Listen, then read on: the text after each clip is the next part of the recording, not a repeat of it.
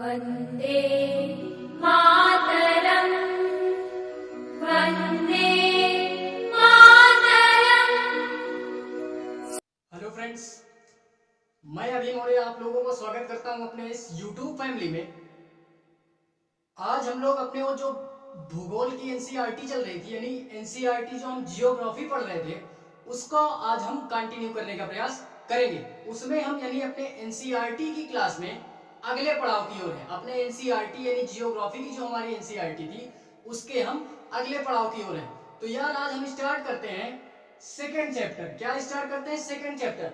दूसरा चैप्टर हमारा है क्या? दूसरा चैप्टर में यार हम लोग ये पढ़ेंगे कि पृथ्वी में जो हमारी पृथ्वी है, इसकी आंतरिक जो संरचना है, यानी पृथ्वी के आंतरिक संरचना के बारे में पढ़ने का प्रयास करेंगे। यानी पृथ्वी के हमारे जो अंदर का मटेरियल है, उसको आज हम पढ़ने का प्रयास करेंगे इस चैप्टर के माध्यम से। इस चैप्टर के माध्यम से हम लोग पृथ्वी का अध्ययन करने का प्रयास करेंगे। वो भी पृथ्वी का क्या, पृथ्वी के अंदर का जो हमारा मटेरियल है, उसको आज हम पढ़ने का प्रयास करेंगे। ठीक है, तो दूसरा हमारा चैप्टर क्या आता है? दूसरा हमारा चैप्टर है हमारी पृथ्वी के अंदर, यानी ये चैप्टर का नाम है हमारे दूसरे चैप्टर का। हमारे क्या नाम है? हमारी पृथ्वी के अंदर। पृथ्वी के अंदर का मटेरियल आज हम पढ़ने का प्रयास करेंगे इस चैप्टर के माध्यम से।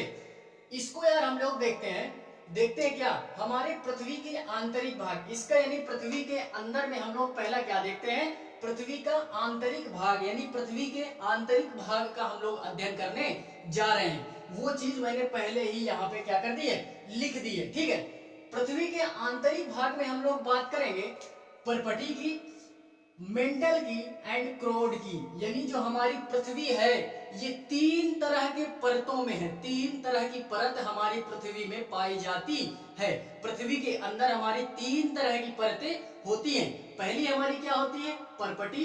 दूसरी हमारी क्या होती है? मेंटल। एंड तीसरी हमारी क्या होती है? क्रोड। अगर इसको मैं परसेंटेज के हिसाब से दिखाना चाहूं कि कौन सी परत हमारी कितने परसेंट पर है, यानी कितने परसेंट में कौन सी परत पाई जाती है, तो यार 1% हमारी परपटी पाई जाती है। क्या पाई जाती है? परपटी।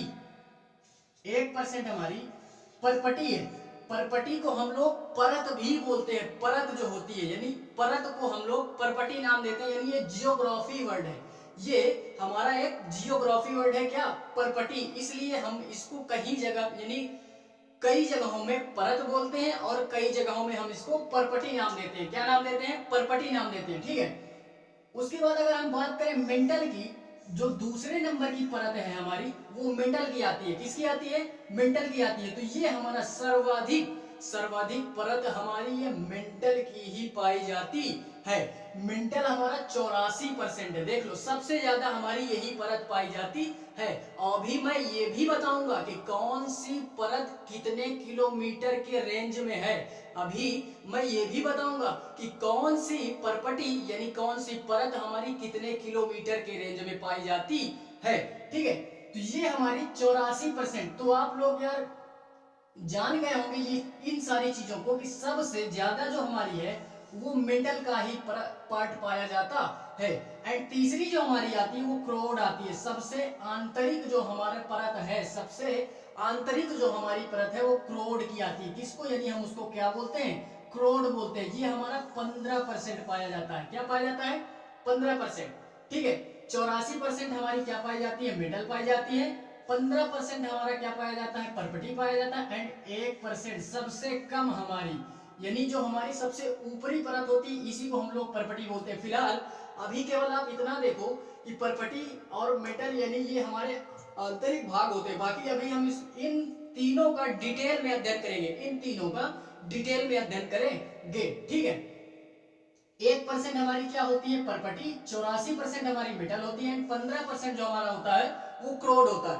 ठीक है, और इसमें अगर मैं बात करना चाहूं तो ये जो हमारी परपटी होती है, ये जो हमारी परपटी होती है, इसका एक पार्ट और होता है। ठीक है, परपटी का हमारे एक पार्ट होता है क्या, जिसको हम लोग स्थल मंडल बोलते हैं, जहां पे हम लोग रह रहे हैं। ये सबसे ऊपरी परत है जहां पे हम लोग रह रहे हैं। देखते होगे सबसे ऊपरी परत में सारी चीजें हैं, सारी चीजें यार सबसे ऊपरी परत में ही हम लोग क्या हो रहे हैं? रह रहे हैं। जिसको हम लोग स्थल मंडल नाम देते हैं। क्या नाम देते हैं? स्थल मंडल नाम देते हैं। दूसरा हमारा जो आता है मेटल, इसका भी एक पार्ट और होता है जिसको हम लोग क्या बोलते हैं? क्रोड मेटल बोलते हैं। क्या बोलते हैं? क्रोड मेटल के नाम से जानते हैं। ये हमारी सेकेंड लेयर होती है। क्या होती है? सेकेंड लेयर होती है। उसके बाद जो हमारा तीसरा लेयर आता है क्रोड, क्या आता है? तीसरा लेयर हमारा आता है क्रोड। ये हमारी सबसे आंतरिक लेयर होती है। तो इसके भी हमारे दो पार्ट होते हैं। क्या होते हैं? दो पार्ट होते हैं। पहला हमारा होता है बाह्य क्रोड, बाह्य क्रोड, एंड दूसरा हमारा होता है आंतरिक क्रोड। क्या होता है? आंतरिक कोड। यानी एक होता है हमारे अंदर वाला मटेरियल, एक होता है हमारे बाहर वाला मटेरियल। इसको अगर मैं एक फिगर से समझाना चाहूं, एक चित्र के माध्यम से इसको अगर मैं समझाना चाहूं, तो यहाँ पे यार मुझे लग रहा है कि आप लोग अच्छे से समझ पाएंगे। हम लोग मानते हैं ये हमारी क्या है? पृथ्वी है। ठीक है, ये हमारी पृथ्वी। इसको हम लोग तीन लेयर में बांटते हैं, तीन लेयर में बांटते हैं। ये हो गई हमारी पहली लेयर। ये जो ऊपर वाली सतह है ये हमारी हो गई पहली लेयर। क्या हो गई? पहली लेयर। इसके बाद ये हमारी हो गई दूसरी लेयर। यहां से यहां तक, यहां से यहां तक, पता नहीं यार आप लोगों को दिख रहा हो कि नहीं, थोड़ा सा जगह का अभाव है, इस वजह से मैं छोटा चित्र बना रहा हूं, जगह का अभाव है। ठीक है, ये हमारी दूसरी लेयर हो गई। एंड सबसे तीसरी जो हमारी आती है वो क्रोड आती है। ये हमारा क्रोड का एरिया है, ये हमारा क्रोड का एरिया है। ठीक है, ऐसी क्रोड में ये हमारा हो गया क्या? आंतरिक क्रोड। जो एकदम केंद्र का बिंदु होता है, जो एकदम केंद्र का बिंदु होता है वो हमारा होता है आंतरिक क्रोड। और जो ये जो थोड़ा सा बाहर का एरिया होता है इसे हम लोग क्या बोलते हैं? बाह्य क्रोड के नाम से जानते हैं। तो आई होप यार ये सारी चीजें आप लोग समझ गए होंगे, ये सारी चीजें आप लोग समझ गए होंगे। ये अभी जो एनसीईआरटी की क्लास चल रही है ये केवल एक बच्चे के हिसाब से बुक बनाई गई, तो इसमें से हमको मेन कंटेंट उठाना है, सारी चीजें नहीं पढ़नी है। ठीक है, ये एक बच्चे के हिसाब से बुक बनाई गई है। ठीक है, इस वजह से हम लोग इसमें मेन कंटेंट पढ़ने का प्रयास करेंगे। तो ये हमारा यार मैंने चित्र के माध्यम से समझाने का प्रयास किया है। समझ में आ गया होगा तो अच्छी बात है, नहीं समझ में आया होगा तो और अच्छी बात है। क्यों? क्योंकि हम फिर से बता रहा हूं, मैं इसको फिर से बता रहा हूं। ठीक है, फिर से बता रहा हूं। क्या? ये जो हमारी ऊपरी लेयर है ये हमारी, पहली बात तो मान लो ये हमारी पृथ्वी है। ये हमारी क्या है? पृथ्वी है। इसका ये जो ऊपर का एरिया है जहां पे हम लोग रह रहे हैं ये हमारी क्या होती है यार? ये हमारी परपटी होती है, पहली लेयर जो हमारी होती है, पहली लेयर। उसके बाद ये जो हमारी दूसरी लेयर होती है इसको हम लोग क्या बोलते हैं? ये हमारा होता है मेंटल का पार्ट होता है। ठीक है, उसके बाद ये जो हमारा तीसरा लेयर होता है, तीसरा लेयर ये होता है हमारा क्रोड। ये होता है बाह्य क्रोड, ये होता है आंतरिक क्रोड। ये हमारा आंतरिक क्रोड हो गया, ये हमारा बाह्य क्रोड हो गया। ठीक है, तो ये सारी चीजें आप लोग समझ गए होंगे। आई होप, मैं आशा करता हूं कि आप लोग ये सारी चीजें समझ गए होंगे। ठीक है, अब हम इसमें देखते हैं परपटी। पहला हम इसमें क्या देखते हैं? परपटी देखते हैं, यानी हेडिंग डालते हैं क्या? परपटी। ठीक है, तो परपटी में हम लोग देखने का प्रयास करते हैं। ये जो मैंने पहला डाला है ये हमारी क्या है? परपटी है। ठीक है, देखते हैं यार इसमें हम क्या परपटी देखते हैं। पहला हम देखते हैं इसमें परपटी। क्या देखते हैं? परपटी। ठीक है, तो ये हमारा परपटी है। क्या है? परपटी। पहला हम लोग अध्ययन करेंगे परपटी का।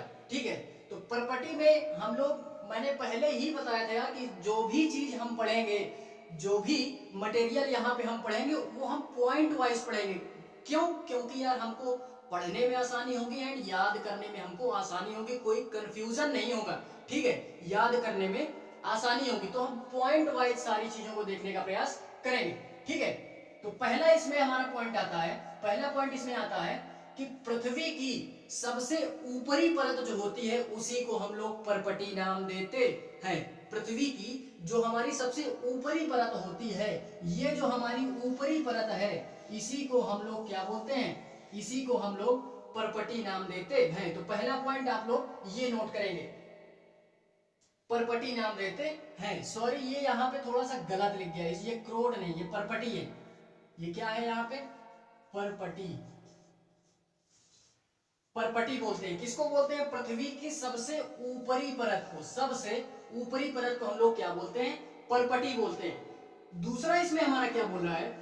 दूसरा पॉइंट हमारा बोल रहा है कि ये जो हमारी परपटी है ये सबसे पतली परत होती है, जो कि हमने यहाँ पे देखा ये 1% होती है, 1% होती है, तो सबसे पतली परत ही ये होती है। क्या होती है? सबसे पतली परत होती है। दूसरा पॉइंट है हमारा कि ये सबसे पतली परत होती है। ठीक है, अगर हम इसको, अब हम लोग यहाँ पे ये बात करते हैं तीसरे पॉइंट में, अगर हम इसको, या मैं बताना चाहूं कि हम लोग अगर स्थल से यानी जमीन से, यानी जो हमारी जमीन है महाद्वीप की सतह से, अगर हम इसका कैलकुलेट करें, इस परपटी का कैलकुलेशन अगर हम करें, तो ये हमारी परपटी जो है ये महाद्वीप की सतह से, यानी महाद्वीपीय संहति से यानी सतह से 35 किलोमीटर तक है। 35 किलोमीटर। अगर हम पृथ्वी के अपने अंदर 35 किलोमीटर अंदर तक खोदेंगे, पृथ्वी को अगर हम लोग 35 किलोमीटर अंदर तक खोदेंगे तो हमको ये परपटी मिलेगी। 35 किलोमीटर के रेंज तक अगर हम खोदेंगे तो ये हमको परपटी का एरिया मिलेगा। ठीक है, किसका एरिया मिलेगा? परपटी का एरिया मिलेगा। ठीक है, परपटी का एरिया मिलेगा। इसमें अगर मैं, ये महाद्वीप की बात हो गई 35 किलोमीटर, अगर इसी को यानी कुल 35 किलोमीटर का ही एरिया होता है, आप लोग इतना जानिए, परपटी का जो हमारा एरिया होता है वो कुल 35 किलोमीटर का ही एरिया होता है। 35 किलोमीटर से जैसे ही 36 किलोमीटर में आएंगे तो वो मेटल का भाग में हम लोग इंटर कर जाएंगे, मेंटल के जो हमारा पार्ट होता है उसमें हम लोग इंटर कर जाएंगे। ठीक है, तो 35 किलोमीटर तक होती है, कहां से? महाद्वीप से। और अगर इसको हम समुद्र की सतह से, समुद्र की यानी महासागरों की सतह से खोदना स्टार्ट करेंगे, यानी वहां से अगर इसका कैलकुलेशन करेंगे तो केवल और केवल हमको 5 किलोमीटर की रेंज में खोदना होगा। केवल 5 किलोमीटर खोदेंगे ना तो हम मेटल के पार्ट में पहुंच जाएंगे। तो सोचो हमारा समुद्र कितना गहरा है, समुद्र हमारा कितना गहरा है। ठीक है, तो हम लोग स्थल से खोदते हैं, सतह से खोदते हैं तो 35 किलोमीटर की रेंज में खोदना पड़ेगा, लेकिन अगर हम उसको महासागरीय सतह से अगर खोदेंगे, यानी समुद्र की गहराई में जो सतह होती है वहां से अगर खोदेंगे तो केवल 5 किलोमीटर खोदना पड़ेगा। 5 किलोमीटर के बाद जैसे ही 6वां किलोमीटर में एंटर करोगे तो वो हमारा मेटल का पार्ट स्टार्ट हो जाएगा। किसका पार्ट स्टार्ट हो जाएगा? मेटल का पार्ट स्टार्ट हो जाएगा हमारे। ठीक है, एक हम लोग ग्राफ देखते हैं, क्या देखते हैं, यानी फिगर देखते हैं। फिगर में क्या देखते हैं? मान लो ये हमारे पृथ्वी का सतह है, ये महाद्वीप का सतह है। ठीक है, जमीन स्तर है, ये हमारा समुद्र है। ठीक है, ये हमारा समुद्र है। ये यहाँ पे इसकी रेंज क्या है? 35 किलोमीटर है। ये यहाँ पे इसकी रेंज 35 किलोमीटर है। तो यहाँ से अगर हम खोदेंगे तो केवल 5 किलोमीटर खोदना पड़ेगा। ये देखो, ये रेंज कम है हमारी। ठीक है, ये यहाँ से केवल 5 किलोमीटर खोदना पड़ेगा। ये हमारा समुद्र है, महासागर है। ठीक है, ये हमारा महासागर है। यहाँ से खोदेंगे जमीन से एकदम ऊपरी लेवल से तो 35 किलोमीटर खोदना पड़ेगा, और अगर समुद्र से ही इसको खोदेंगे तो ये हमारा 5 किलोमीटर खोदना पड़ेगा। ठीक है, तो आई होप यार आप लोग ये 3 पॉइंट आप लोग समझ गए होंगे। ठीक है, उसके बाद हम लोग देखते हैं चौथा पॉइंट। चौथा पॉइंट ये बोल रहा है कि जो हमारा क्या होता है, महाद्वीप की जो सतह होती है, इसको अगर हम लोग, ये हमारी खनिज से मिलकर के बनी होती है। किससे मिलकर के बनी होती है? खनिजों से मिलकर के बनी होती है। वो हमारे खनिज कौन कौन से हैं? तो हमारा एक खनिज होता है सिलिका नाम आप लोग सुने होंगे। एक खनिज होता है, एक प्रकार का क्या होता है? खनिज होता है। दूसरा हमारा होता है एल्यूमिना। सिलिका एंड एल्यूमिना, ये हमारी महाद्वीपीय परपटी मुख्य रूप से सिलिका और एल्यूमिना की बनी होती है। सिलिका और एल्यूमिना जैसे खनिजों से मिलकर के बनी होती है। किससे मिलकर के बनी होती है? खनिजों से मिलकर के बनी होती है। इसीलिए हम इसको एक और नाम से जानते हैं। वो दूसरा नाम है इसका Cl। क्या नाम है? Cl। सी से Cl, ये Cl नाम है इसका। क्या नाम है? Cl। C से हो गया सिलिका, A से हो गया एल्यूमिना। क्या हो गया, सी से सिलिका, एल से एल्यूमिना। तो यहाँ पे मैंने स्टार इसी वजह से लगाया, ये एक स्टार मैंने लगा दिया, ये याद करने वाला पॉइंट है, ठीक है। ये याद करने वाला पॉइंट तो सारी है, लेकिन ये थोड़ा सा मेन है, ये एग्जाम में पूछ सकता है। ऑब्जेक्टिव में ऑब्जेक्टिव क्वेश्चन जो हमारा आएगा, पूछ लिया जाएगा कि पूछ लिया जा सकता है यार कि ये जो हमारा Cl है ये क्या है, Cl हमारा क्या है, या जो हमारी महाद्वीपीय संहति है ये Cl से मिलकर के बनी है या नहीं, इस तरह करके दे सकता है। तो यार जो मेरे भैया NCERT पढ़े होंगे, जिनका बेस कंप्लीट होगा, उनको यार पेपर में किसी भी प्रकार की कोई दिक्कत नहीं होगी, ठीक है, कोई दिक्कत नहीं होगी यार। तो ये हमारा आप लोग याद रखेंगे, Cl भी इसको हम लोग बोलते हैं, Cl भी बोलते हैं, ठीक है। C से सिलिका, L से एल्यूमिनियम, ठीक है। उसमें हम लोग अब पांचवा पॉइंट क्या देखते हैं, पांचवा पॉइंट देखते हैं। ये तो हमने बात कर ली कहाँ की, ये हमने बात कर ली महाद्वीप से यानी स्थल से। अब हम लोग समुद्री सतह यानी महाद्वीप क्या बोलते हैं, सॉरी, महासागर की बात करते हैं, महासागरी की बात करते हैं। तो जो महासागर से जो हमारी लेयर है, 5 किलोमीटर की जो लेयर है, वो भी हमारी खनिजों से ही मिलकर के बनी होती है। लेकिन वो कौन से खनिजों से मिलकर के बनी है, सिलिका और मैग्नीशियम से, सिलिका एवं मैग्नीशियम से मिलकर के बनी। किससे मिलकर बनी है, सिलिका एंड मैग्नीशियम। इसको हम एक नाम से और जानते हैं, क्या है नाम हमारा, वो सीमय नाम है। क्या नाम है, सीमय। सी से क्या हो गया, सिलिका, मै से क्या हो गया, मैग्नीशियम, क्या हो गया, मैग्नीशियम, ठीक है। तो ये भी आप याद रखोगे, ये भी याद रखोगे कि वो महासागरों की सतह से अगर हम लोग खनिजों की बात करें, महासागरों की सतह से जो हमारी यार ये 5 किलोमीटर की रेंज होती है, ये किससे मिलकर के बनी होती है, किन खनिजों से मिलकर के बनी होती है, तो वो हमारी बनी होती है सीमय से, यानी सिलिका एंड मैग्नीशियम, ठीक है। ये खनिजों से मिलकर के बनी होती है। तो आई होप यार इतनी सारी चीजें आप लोगों को समझ में आई होंगी, इतनी सारी चीजें आप लोगों को समझ में देखते हैं। क्या सेकंड हमारा जो आता है, सेकंड हमारा आता है मेटल। देखते हैं क्या देखते हैं, सेकंड लेयर हमारी जो आती है वो मेटल का पार्ट होता है, जो कि हमारा क्या होता है 84% तक यानी पाया जाता है। क्या पाया जाता है, 84%, सर्वाधिक यही लेयर हमारी पाई जाती है। पृथ्वी के अंदर जो हमारी सबसे अधिक लेयर जो हमारी पाई जाती है, किसकी पाई जाती है, मेटल की पाई जाती है, ठीक है। इसको हम लोग यानी इसमें एक भाग और होता है, क्या, इसको हम लोग क्रोड मेटल बोलते हैं। क्या बोलते हैं, क्रोड मेटल, ठीक है, क्रोड मेटल बोलते हैं, जो कि मैंने पहले ही बताया। इसमें हमारा पहला पॉइंट क्या आता है, पहला पॉइंट हमारा ये बोल रहा है कि परपटी के ठीक नीचे का जो एरिया हमारा होता है वो मेटल का ही एरिया होता है। पहला पॉइंट हमारा क्या बोल रहा है, परपटी के ठीक नीचे का एरिया यानी 35 किलोमीटर तक तो हमारी परपटी होती है। 35 किलोमीटर के बाद अगर हम लोग खोदना स्टार्ट करेंगे, यानी जैसे ही 36 किलोमीटर में हम लोग आएंगे, वो हमारा मेटल का एरिया यानी उपलब्ध होने लगेगा यार, हमारी मेटल का पार्ट क्या हो जाएगा, मिलना स्टार्ट हो जाएगा। और ये कितनी गहराई तक फैला है मेरे भैया, तो ये 36 किलोमीटर से लेकर के 2900 किलोमीटर गहराई तक ये फैला हुआ है।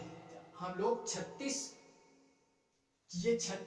किलोमीटर से लेकर के 2900 किलोमीटर की गहराई तक हमारा फैला हुआ है। तो सर्वाधिक यही लेयर हमारी है, सर्वाधिक हमारी पृथ्वी के अंदर यही लेयर पाई जाती है। 36 किलोमीटर से लेकर के 2900 किलोमीटर गहराई तक हमारी क्या फैली हुई है, मेटल का एरिया हमारा फैला हुआ है, मेटल का पार्ट हमारा मिलता है, यानी मेटल की हमारी परत मिलती है, ठीक है।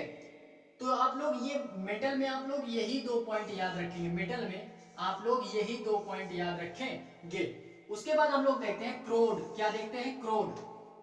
क्रोड में हम लोग देखते हैं कि मेटल के ठीक नीचे का पार्ट, मेटल के ठीक नीचे का पार्ट जो हमारा होता है वो क्रोड का होता है। किस चीज का होता है, क्रोड का होता है।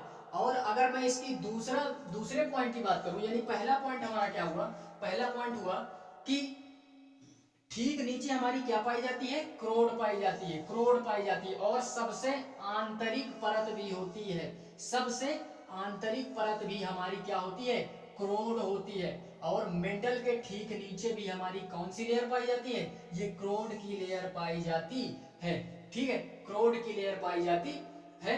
अब इसकी अगर गहराई की मैं बात करूं, अगर मैं इसकी गहराई की बात करूं तो ये 2900 किलोमीटर से लेकर के 3500 किलोमीटर, 2900 किलोमीटर गहराई के बाद और खोदना स्टार्ट करोगे आप तो 3500 किलोमीटर की गहराई तक हमारा क्या मिलेगा, क्या मिलेगा, ये हमारा क्रोड का पार्ट मिलेगा, जो कि हमारा एकदम केंद्र का बिंदु होता है। पृथ्वी का हमारा सबसे केंद्र का बिंदु जो होता है, यानी बीच का एकदम एरिया, ये जो हमारा होता है, ये यहां से अगर हम लोग खोदना स्टार्ट करेंगे, ये तो हो गया 35 किलोमीटर की बात, ये हमारी हो गई मेटल का पार्ट, ठीक है। उसके बाद अगर हम लोग खोदना स्टार्ट करते हैं 2900 से लेकर के ये यहां तक अगर हम आएंगे ना, तो यहां तक हमारा 3500 किलोमीटर होगा, 3500 किलोमीटर की गहराई तक खोदना पड़ेगा। और एक इंटरेस्टिंग बात मैं ये बताना चाहता हूं कि अभी तक ऐसी कोई मशीन नहीं बनी, अभी तक ऐसा कोई इंस्ट्रूमेंट नहीं बना यार कि यहाँ तक खोदा जा सके। ये एकदम असंभव है। ये क्या है, असंभव है। क्यों? क्योंकि यार यहाँ का ताप और दाब, ताप यानी तापमान और जो दाब होता है यानी टेम्परेचर एंड प्रेशर क्या होता है, काफी हाई लेवल का होता है। आप जो भी चीज वहां डालोगे एकदम मतलब पानी टाइप हो जाएगा, चाहे वो लोहा डालो या कुछ भी डालो। लोहे से भी कठोर वस्तु अगर आती होती उसको भी आप डालते तो यहाँ पे वो सब पानी हो जाता। क्यों? क्योंकि यार यहाँ का टेम्परेचर बहुत हाई है और क्या है, यहाँ का प्रेशर भी बहुत हाई है, यानी एकदम गर्म है सारी चीजें। यहाँ पे क्या है, केंद्र में एकदम जाओगे तो बहुत गर्म है यार, बहुत गर्म। जो भी चीज आप डालोगे वो पिघल जाएगी। क्या हो जाएगी? पिघल जाएगी यार, ठीक है, तो वो पिघल जाएगी। तो ये दूसरा इसमें हमारा पॉइंट आते हैं 2900 से लेकर के 3500 किलोमीटर की रेंज तक, यानी इससे लेकर के इसके बीच में हमारा क्रोड का पार्ट पाया जाता है, क्रोड की लेयर हमारी मिलती है, ठीक है, जो कि सबसे हमारा क्या होता है, आंतरिक भाग होता है, ठीक है। इसकी अगर मैं तीसरे पॉइंट की बात करूं तो ये भी मुख्यतः दो खनिजों से मिलकर के बना है। किससे? निकिल से और फेरस से। फेरस मतलब लोहे से। एक होता है हमारा निकिल, एक होता है हमारा लोहा, ठीक है। इन दोनों खनिजों से मिलकर के बना है। अगर मैं केमिस्ट्री की लैंग्वेज में बोलूं तो केमिस्ट्री की लैंग्वेज हमारी क्या है, लोहे को हम लोग फेरस बोलते हैं। क्या बोलते हैं? फेरस बोलते हैं। इसी वजह से इसको हम लोग नीफय नाम भी देते हैं। इसको भी आप लोग याद रखोगे, स्टार लगाइए, इसको स्टार लगाओ, इंपॉर्टेंट है ये हमारा इंपॉर्टेंट है। इसको क्या बोलते हैं? नीफय बोलते हैं। नी से निकिल, फे से फेरस, ठीक है, निकिल और फेरस, ठीक है। तो ये दो खनिजों से मिलकर के हमारी क्रोड की लेयर बनी है। इसमें हमारा आखिरी पॉइंट आता है, यानी चौथा एंड लास्ट पॉइंट, जो मैं बता चुका हूं कि यहाँ का ताप एंड दाब दोनों ही बहुत हाई लेवल का होता है। क्या होता है? दोनों ही बहुत हाई लेवल का होता है, ठीक है। तो आई होप यार इतनी सारी चीजें आप लोग समझ गए होंगे। इन सारी चीजों को हम लोगों ने पढ़ लिया, ठीक है, इन सारी चीजों को हम लोगों ने पढ़ लिया है। बाकी जैसे जैसे और हम आगे बढ़ते जाएंगे, और अभी तो हमने केवल स्टार्ट किया है, ये हमारा सेकेंड चैप्टर है, ठीक है। बाकी जैसे जैसे हम बढ़ते जाएंगे इन सारी चीजों का डिटेल में अध्ययन करते जाएंगे, यानी जैसे जैसे आगे बढ़ेंगे और सारी चीजें हमको जानने को मिलेगी, और सारी इंटरेस्टिंग चीजें हमको जानने को मिलेगी। तो ये यार मुझे ऐसा लग रहा है कि आप अगर सब्जेक्ट के हिसाब से पढ़ोगे कि ये एक सब्जेक्ट है, तो मैं कह रहा हूं कि आप लोग इसको भूल सकते हो, आप लोग इसको भूल सकते हो। आप लोग इस लिहाज से इसको पढ़ो कि हम लोग अपने कम से कम पृथ्वी के बारे में, जहां पे जिस ग्रह में हम लोग रह रहे हैं वहां है क्या क्या चीजें, वहां पे है क्या क्या चीजें। यार मेरा ऐसा मानना है कि अगर हम लोग मरने के बाद ऊपर जाएंगे ना, तो वहां पे भगवान अगर यानी ईश्वर जो हमारा है वो अगर हमारी परीक्षा ले कि बेटा इतने साल तक वहां पे रहे, क्या क्या चीज देखे, वहां पे क्या क्या चीज जाने ग्रह के बारे में, हमारे पास आओ एक एग्जाम दो ना, कहो उस एग्जाम के माध्यम से अगर वो हमारा एग्जाम आज पास कर लेते हो तो हम आपको मोक्ष की प्राप्ति दे देंगे। ऐसा मेरा मानना है, ठीक है। मोक्ष की प्राप्ति दे देंगे। हमारा टेस्ट आप लोग निकालो, ठीक है, हमारा टेस्ट आप निकालो। तो इसी वजह से मैं कह रहा हूं कि जिस ग्रह में कम से कम यार हम लोग रह रहे हैं तो उसके बारे में जानो तो सही कि ईश्वर ने किस किस प्रकार की रचना की है, इस ग्रह में किस किस प्रकार की रचनाएं की गई हैं ईश्वर के द्वारा, ठीक है। तो यार इतनी सारी चीजें आप लोग याद रखोगे, तो इस लिहाज से आप लोग पढ़ो कि यहाँ पे क्या चीजें आप लोग ज्ञान के लिए पढ़ो, ना कि नंबर के लिए पढ़ो। नंबर के लिए पढ़ोगे तो उसमें डाउट हो सकता है कि एग्जाम निकलेगा या नहीं निकलेगा। अगर ज्ञान के लिए पढ़ोगे तो मैं ये कॉन्फिडेंस से बोल रहा हूं, ज्ञान है तो सिलेक्शन तय है, ज्ञान है तो सिलेक्शन तय है, ठीक है। ज्ञान है तभी नंबर है, अन्यथा यार नंबर है तो ज्ञान नहीं है, ये थोड़ा सा गलत है, ठीक है। तो ये आई होप ये सारी चीजें आप लोगों को समझ में आई होंगी, ऐसा मैं आशा करता हूं कि आप लोगों को समझ में आई होंगी यार, ठीक है। मेरे कुछ भाई लोग यार ये सोचेंगे कि मोक्ष वगैरह क्या होता है, क्या होता है मोक्ष वगैरह क्या होता है। तो यार इसको भी हम लोग पढ़ेंगे, इसको भी मैं पढ़ाऊंगा। मोक्ष वगैरह क्या होता है, यानी आध्यात्म ज्ञान जिसको बोलते हैं, जो हर एक व्यक्ति के लिए जरूरी होता है यार। हर एक व्यक्ति के लिए आध्यात्म ज्ञान जो है वो जरूरी है, सफलता के लिए भी, यानी आगे बढ़ने के लिए भी, और इस यूनिवर्स को जानने के लिए भी, मोक्ष की प्राप्ति के लिए भी क्या है, आध्यात्म ज्ञान भी जरूरी है। तो मेरे साथ अगर बने रहोगे तो बहुत सारी इंटरेस्टिंग चीजें मैं बताऊंगा, क्या करूंगा, बहुत सारी इंटरेस्टिंग चीज मैं बताने का प्रयास यहाँ पे करूंगा। बस आप केवल कंसंट्रेशन के साथ केवल बने रहो, ठीक है। तो आध्यात्म ज्ञान भी मैं दूंगा, आध्यात्म ज्ञान भी मैं दूंगा, ठीक है।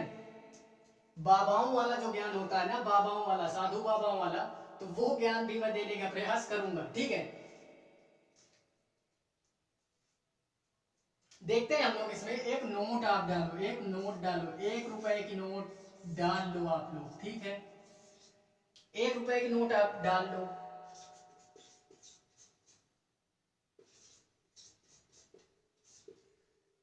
₹1 की नोट हमारी क्या बोल रही है कि विश्व की जो सबसे गहरी खान है, सबसे गहरी जो खदान जिसको बोलते हैं, ठीक है, खान है, वो 4 किलोमीटर की है। कहां पे, दक्षिण अफ्रीका में है।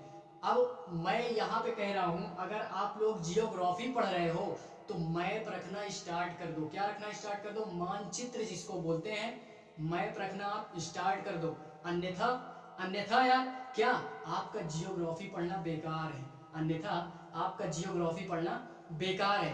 कम से कम यहाँ पे जो, यानी जिन देशों का वर्णन यहाँ पे किया जाता है उसको आप लोग मैप में देखने का प्रयास करो। यहाँ से आप लोगों की मैपिंग स्टार्ट हो रही है, यहाँ से आप लोग मैपिंग स्टार्ट कर सकते हो।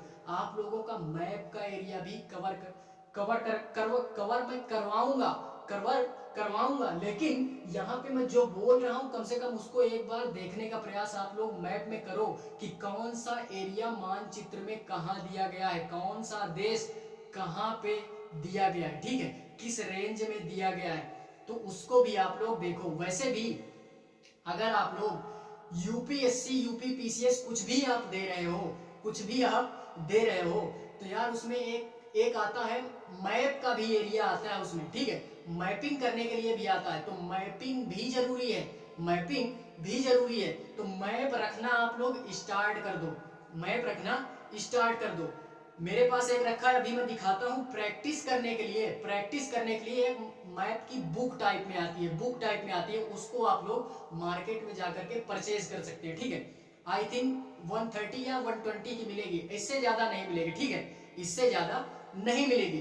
तो आप लोग उसको खरीदो, क्योंकि यार आप लोग अगर खरीदोगे जाकर के 1 रुपए की 2 रुपए का मैप खरीदोगे तो 1 ही 2 लाओगे, लेकिन वो पूरी बुक है, मैप की पूरी बुक है, उसमें यार सारी चीजों का मैप दिया हुआ है। उसमें इंडिया का भी दिया है एंड वर्ल्ड का भी दिया है, फिजिकल भी दिया है एंड पॉलिटिकल भी दिया है, और उसके बाद हर एक देश का, हर एक कंट्री का एक अलग अलग मैप दिया गया है, और अलग अलग के साथ साथ हर एक कंट्री का फिजिकल मैप भी दिया गया है एंड पॉलिटिकल मैप भी दिया गया है। तो मेरे हिसाब से वो बेस्ट है। अगर प्रैक्टिस करनी है मैप की, सारे देश याद हो जाएंगे आपको, ठीक है, सारे देश यानी सारा मटेरियल आपको याद हो जाएगा। अब जैसे मैंने यहाँ पे बता दिया कि दक्षिण अफ्रीका में खदान है, खदान है, ठीक है, और वो भी किस चीज की खदान है, ये मैंने 4 किलोमीटर की रेंज बताई। दक्षिण अफ्रीका के विश्व की, पूरे विश्व की सबसे गहरी खान जो है हमारी, वो 4 किलोमीटर की है। ये जीके में तो क्वेश्चन पूछ ही सकता है, जीके में पूछ सकता है, लेकिन आप लोग जियोग्राफी में भी याद रखोगे, क्योंकि अगर एनसीईआरटी में दिया गया है तो जाहिर सी बात है पूछ सकता है, ठीक है, पूछ सकता है। तो आप लोग इसको यहाँ पे भी याद रखोगे और जीके के लिहाज से भी इसको याद रखोगे। ये 4 किलोमीटर की रेंज तक हमारी ये खान है। लेकिन इंजीनियर लोग जो हैं हमारे, बहुत ही होनहार इंजीनियर है। क्यों? क्योंकि तेल की खोज में, यानी तेल की खोज करने के लिए उन्होंने इस खान को 6 किलोमीटर की गहराई तक खोद लिया है। कहां तक खोद लिया है? 6 किलोमीटर की गहराई तक। किसकी खोज में? तेल निकालने की खोज में। तेल जो हमारा रॉ मटेरियल है तेल का, उसको निकालने के लिए क्या 6 किलोमीटर की रेंज तक इंजीनियर लोग हमारे क्या कर चुके हैं, उसको खोज चुके हैं। कहाँ के इंजीनियर? दक्षिण अफ्रीका के इंजीनियर, ठीक है, दक्षिण अफ्रीका के इंजीनियर। तो ये आप लोग 1 रुपए के नोट में ये याद रखोगे। एक हमारा नोट ये आता है कि जो हमारी ये पृथ्वी है, ये हमारी जो पृथ्वी है, इसकी त्रिज्या कितनी है? त्रिज्या कितनी है? ये रेडियस जिसको बोलते हो आप लोग, रेडियस। तो ये हमारी 6371 किलोमीटर, 6371 किलोमीटर, ठीक है। तो ये रेडियस भी आप लोग याद रखोगे। ये कुल त्रिज्या हमारी पूरे पृथ्वी की 6371 किलोमीटर है। तो इतनी सारी चीजें यार आप लोग याद रखिए, इतनी सारी चीजें आप लोग याद रखिए। अभी क्लास के लास्ट में मैं वो बुक दिखाऊंगा जो मैप वाली है, ठीक है, मैपिंग करने के लिए आप लोगों के लिए सबसे बेस्ट है यार। तो उसको मैं यही सजेशन दूंगा कि आप लोग वहां से जाकर के परचेज कीजिए। कहां से? मार्केट से, ठीक है। दूसरा हमारा क्या आता है? सेल के बारे में हम लोग पढ़ते हैं। दूसरा मतलब हेडिंग टाइप में आप समझ लो, जो बुक में दिया गया है हेडिंग टाइप में आप समझ लो कि सेल एवं खनिज, यानी सेल क्या होती है और खनिज क्या होते हैं, ठीक है। तो सेल और खनिज ये हमारा दूसरी हेडिंग टाइप में है। तो इसको हम लोग देखते हैं, सेल एवं खनिज। सेल हम लोग यार किसको बोलते हैं? सेल को हम बोलते हैं, मतलब ये एक प्रकार का, हम लोग इसको पत्थर टाइप बोल सकते हैं। सेल को हम लोग पत्थर भी बोल सकते हैं। पत्थर को ही हम लोग, यानी चट्टान को, एक तरीके से चट्टान को या पत्थर को एक तरीके से हम लोग जियोग्राफी की वर्ड में सेल नाम दे दिए हैं। क्या नाम दे दिए हैं? सेल। क्या बोलते हैं? सेल। तो ये नाम भी आप लोग याद रखोगे, ठीक है। बाकी खनिज के बारे में तो यार आप लोग जानते ही हो, खनिज क्या होता है, ठीक है, जो खोद करके निकाला जाता है वही तो खनिज होता है ना यार। तो वही, उसी को हम लोग क्या बोलते हैं? खनिज बोलते हैं। इसमें हमारा पहला पॉइंट क्या बोल रहा है? पहला पॉइंट हमारा क्या बोला? पहला पॉइंट का एक प्रकार से हम लोग सेल की डिफिनीशन पढ़ रहे हैं। क्या पढ़ रहे हैं? सेल की डिफिनीशन। क्या बोल रहा है? पृथ्वी की परपटी बनाने वाले खनिज के पदार्थ, पृथ्वी की परपटी यानी सतह को बनाने वाले खनिज के जो पदार्थ होते हैं, खनिज के जो हमारे पदार्थ होते हैं, वो भी किस प्रकार के? प्राकृतिक तरीके के, यानी प्राकृतिक पिंड, चट्टान वगैरह जो हमारी होती हैं वो प्राकृतिक रूप से ही तो बनती हैं। चट्टाने वगैरह जो हमारी बहुत बड़ी बड़ी चट्टाने होती हैं, वो कैसे निर्मित होती हैं? तो वो आगे जब हम लोग पढ़ेंगे, जैसे जैसे मैंने बोला ना यार कि हम लोग जैसे जैसे आगे बढ़ेंगे तो इन सारी चीजों का डिटेल में अध्ययन करेंगे, ठीक है। तो आप लोग यहाँ पे केवल इसकी डिफिनीशन टाइप में याद कर सकते हो क्या, कि पृथ्वी की परपटी बनाने वाले खनिज पदार्थ के किसी भी प्राकृतिक पिंड को, किसको? प्राकृतिक पिंड को, यानी जो नेचुरली जो हमारी चट्टाने क्या होती हैं, बनती हैं, उसी को हम लोग क्या बोलते हैं? सेल नाम दे देते हैं। क्या नाम दे देते हैं? सेल नाम दे देते हैं। और ये सेल जो हमारे होते हैं, ये कोई जरूरी नहीं है कि एक ही प्रकार का हो, एक ही आकार का हो, एक ही रंग का हो, ठीक है, ऐसा कोई जरूरी नहीं है। ये हमारे विभिन्न प्रकार के भी हो सकते हैं, विभिन्न आकार के भी हो सकते हैं, एवं विभिन्न विभिन्न तरीके के गठन के भी हो सकते हैं। गठन का मतलब विभिन्न तरीके से निर्मित भी हो सकते हैं, कोई छोटा कोई बड़ा, इस तरीके से विभिन्न तरीके से गठित भी हो सकते हैं। तो यहाँ पे ये दूसरा पॉइंट जो बोल रहा है यही बोल रहा है विभिन्न रंग के, आकार के एंड गठन के हो सकते हैं। तो ये 2 पॉइंट आप लोग सेल में इनको याद रखोगे। ये 2 पॉइंट, पहला पॉइंट ये है, दूसरा पॉइंट हमारा यहाँ पे ये है। अब हम लोग देखते हैं ये जो हमारी सेल होती है, यानी जो हमारे चट्टानें होती हैं, ये कितने प्रकार की होती हैं, कितने टाइप की होती हैं। तो ये मुख्यतः यानी मेनली ये 3 टाइप की होती है। कितने टाइप की? 3 टाइप की। पहली हमारी हो गया आग्नेय सेल, आग्नेय सेल। दूसरा हमारा हो गया अवसादी सेल। तीसरा हमारा हो गया कायांतरित सेल। ठीक है, तीसरा हमारा क्या हो गया?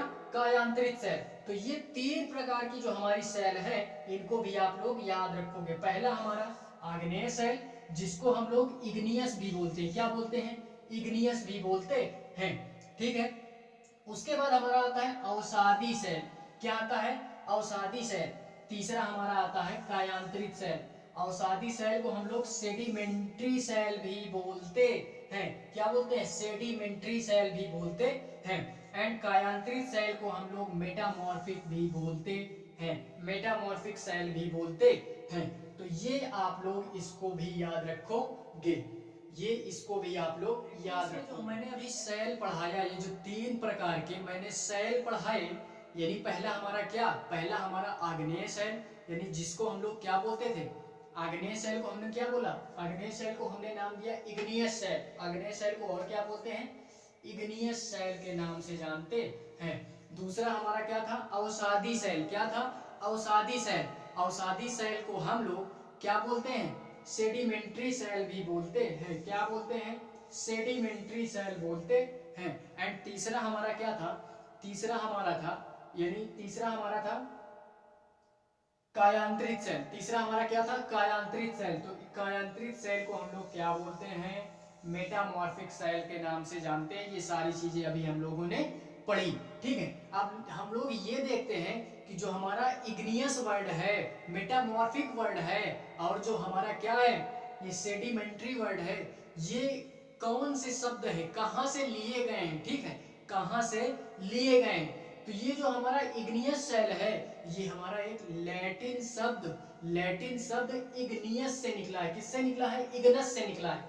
इग्नस इसको बोल सकते हो, इग्नस से निकला हुआ शब्द है। किसमें से? लैटिन शब्द से। ये हमारा इग्नस जो है ये एक लैटिन शब्द है, और इसी शब्द से हमारा क्या बना है? इग्नियस सेल बना हुआ है, जिसका अर्थ क्या होता है? इस इग्नस का अर्थ क्या होता है? अग्नि होता है, यानी आग, अग्नि होता है। इसका अर्थ क्या होता है? अग्नि। ठीक है, दूसरा हमारा क्या होता है? दूसरा हम लोग बोलते हैं सेडिमेंट्री सेल। क्या बोलते हैं? Sedimentary cell. तो ये जो हमारी सेडिमेंट्री वर्ड है, ये भी हमारा लैटिन शब्द सेडिमेंटम से निकला है। किससे निकला है? सेडिमेंटम से निकला हुआ वर्ड है। और इस सेडिमेंटम का अर्थ होता है स्थिर। क्या होता है? स्थिर, यानी किसी भी प्रकार से मूव ना करने वाला, स्थिर, बिल्कुल एकदम स्थिर। तो सेडिमेंटम का अर्थ क्या होता है? सेडिमेंटम का अर्थ होता है स्थिर। ऐसी सेडिमेंटम से हमारा बना हुआ है सेडिमेंट्री। क्या बना है? सेडिमेंट्री। ये भी हमारा एक लैटिन वर्ड है। क्या है? लैटिन वर्ड है। लैटिन वर्ड हमारा सेडिमेंटम है, इसका अर्थ होता है स्थिर। इसी से हमारा सेडिमेंट्री बना हुआ है। एंड जो तीसरा हमारा आता है कायांतरित सेल। कायांतरित सेल को हम लोग मेटामॉर्फिक के नाम से जानते हैं। किसके नाम से जानते हैं? मेटामॉर्फिक के नाम से जानते हैं। मेटामॉर्फिक, ये जो हमारा वर्ड है, ये मेटामॉर्फोज वर्ड से निकला है। मेटामॉर्फोज वर्ड से निकला है। तो ये जो मेटामॉर्फोज वर्ड है, ये हमारा एक ग्रीक वर्ड है। यानी क्या है? ये एक ग्रीक शब्द है। क्या है? ग्रीक शब्द है। ग्रीक भाषा का एक शब्द है मेटामॉर्फोज। क्या? मेटामॉर्फोज। मेटामॉर्फोज एक हमारा क्या है? ग्रीक शब्द है, जिसका अर्थ क्या होता है? रूप में परिवर्तन। कायांतरित का मतलब ही समझ में आ रहा है, जिसकी काया पलट जाए, जिसकी काया एकदम चेंज हो जाए, उसी को हम लोग कायांतरित वर्ड बोलते हैं, कायांतरित बोलते हैं। ठीक है, कायांतरित बोलते हैं। ठीक है, तो इसी मेटामॉर्फोज से हमारा क्या निकला है, मेटामॉर्फिक वर्ड निकला हुआ है, मेटामॉर्फिक वर्ड निकला हुआ है। तो ठीक है, ये वर्ड भी आप लोग नोट डाल करके लिख सकते हो, नोट डाल करके आप लोग लिख सकते हो कि ये जो इग्नियस वर्ड है, यानी आग्नेय सेल, अवसादी सेल और उसके बाद कायांतरित सेल, क्या बोलते हैं, पहला हमारा आग्नेय सेल को हम लोग इग्नियस सेल भी बोलते हैं, उसके बाद अवसादी सेल को हम लोग सेडिमेंट्री सेल भी बोलते हैं, उसके बाद कायांतरित सेल को हम लोग मेटामॉर्फिक सेल के नाम से जानते हैं।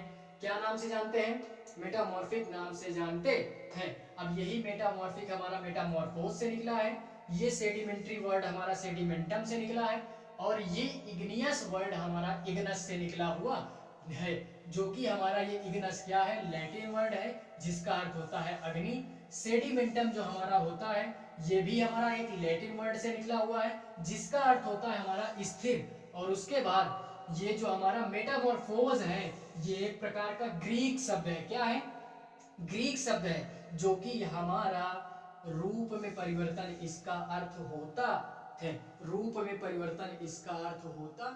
ये बुक आप लोगों को परचेज करनी है, आप लोग देख सकते हो, ये मैपिंग करने के लिए ये बुक आप लोग परचेज कर सकते हो। ठीक है, ये आप लोग कवर देख सकते हो, कवर देख सकते हो, ये पीछे का है, ये पीछे का है, इतनी मोटी बुक है, इतनी मोटी है। ये मैपिंग करने के लिए, किसके लिए है, मैपिंग के लिए, देख लो, ये मैपिंग करने के लिए यहाँ पे सारी चीजें दी गई, ये इतना है, मैंने देखो मैप करके रखा भी है, मैंने मैपिंग करके रखा भी है, मैपिंग करके मैंने रखा भी है। देखो ये वर्ड का मैप है, किसमें का मैप है, वर्ड का, जिसमें मैंने मैपिंग किस चीज की है, महासागरीय धाराएं, शीत धाराएं एंड क्या, कोष्ण धाराएं, उष्ण धाराएं, यानी शीत जो हमारी ठंडी धाराएं हैं जो महासागरों से आती हैं, एंड जो हमारी उष्ण धाराएं यानी जो गर्म धाराएं होती हैं जो महासागरों से हमारी होती है, महासागरों में जो हमारी ठंडी और गर्म जो हमारी धाराएं होती हैं वो मैंने यहाँ पे क्या किए, इंडिकेट किए। ठीक है, तो फिलहाल ये सारी चीजें आप लोग जब हम लोग जैसे जैसे आगे पढ़ेंगे, ये है क्लास 7th में ही है, क्लास 7th में ही, तो मैं ये सारी चीजें पढ़ चुका हूँ, इस वजह से मैंने ये मैपिंग करके रखी है। ठीक है, मैपिंग करके रखी है, पूरा मैप आप लोग माइंड में चढ़ा लो। ठीक है,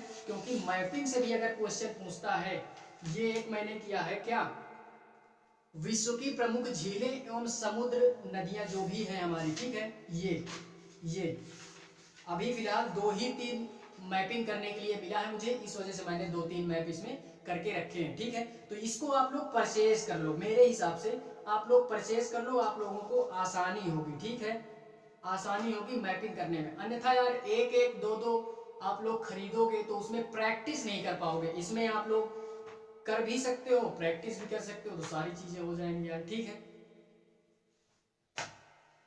फिलहाल आज के लिए बस इतना ही, मिलते हैं नेक्स्ट वीडियो में। नेक्स्ट वीडियो में क्या, इसका हम लोग एक पार्ट और देखेंगे, तो उसमें हमारा सारी चीजें कवर हो जाएंगी। ठीक है, ये हमारी पहली क्लास थी, ये हमारी दूसरे चैप्टर की पहली क्लास थी, तो हम लोग मिलेंगे नेक्स्ट वीडियो में, इन्हीं के बारे में डिटेल में अध्ययन करेंगे, इन्हीं के बारे में डिटेल में अध्ययन करेंगे। आज के लिए बस इतना ही, मिलते हैं नेक्स्ट वीडियो में, तब तक के लिए